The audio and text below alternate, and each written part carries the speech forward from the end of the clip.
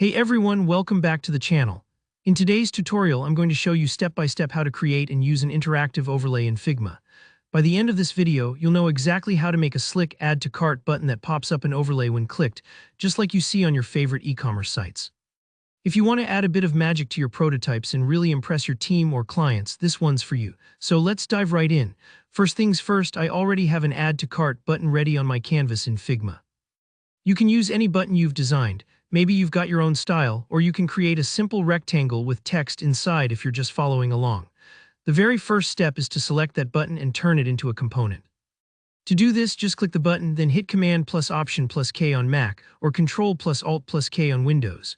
You'll notice a sturdy blue outline wrapping around the button, and a diamond icon pops up next to its name.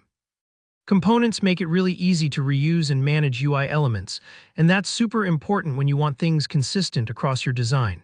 Next, let's build the overlay itself. Imagine this as the little card or box that pops up when someone taps your button, something like an item added confirmation.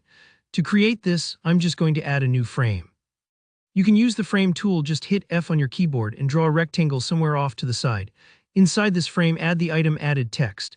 This is just a simple text layer, but you can have some fun here with the font size or even add a little icon if you want to match your brand's vibe.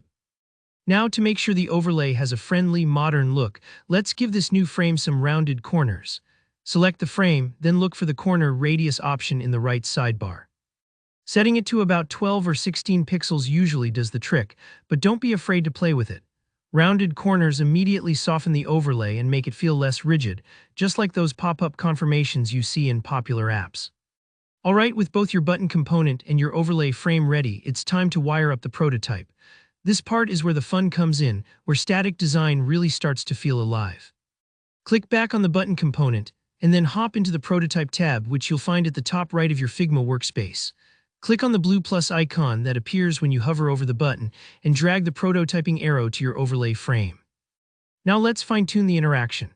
For the trigger, set it to On Tap. This will let your viewers or testers click or tap the button to see the overlay. For the action, choose Open Overlay. This is key, as it allows the overlay to float above the main screen, just like a real modal window. And here's a really nice touch. Make sure you check close when clicking outside. This means that if someone taps outside the overlay, it'll dismiss itself automatically, which is super intuitive for users. To make your overlay look extra polished, tweak the background to 50% opacity. This darkens everything behind the overlay and really makes it pop, while also keeping the user focused. Now let's add a bit of drama to the animation. Set the animation to move in and choose Ease Out for a natural, gentle finish. This tells the overlay to slide in smoothly, then slow down as it lands, like a shopping bag gently settling onto a counter. Set the duration to 500 ms.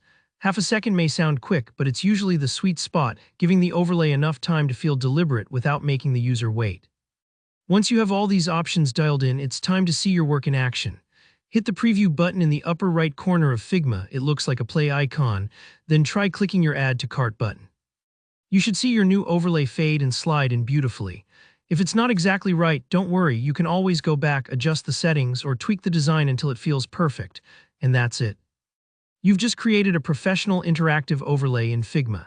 If you found this tutorial helpful, please hit the like button and let me know in the comments if you have any questions or ideas for future videos. And of course, don't forget to subscribe for more Figma tips, tricks, and tutorials. Thanks for watching and happy designing.